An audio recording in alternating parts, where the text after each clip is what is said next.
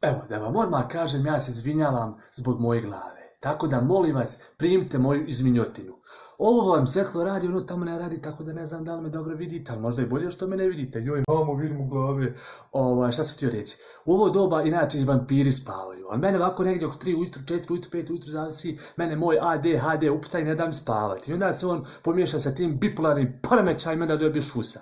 Sad sam ja za vas iz te inspiracije pripremio za vas jednu husovsku zagonjetku. Sve smo to vama fino nacrtali da vi to bolje vidite. Vidite ovo.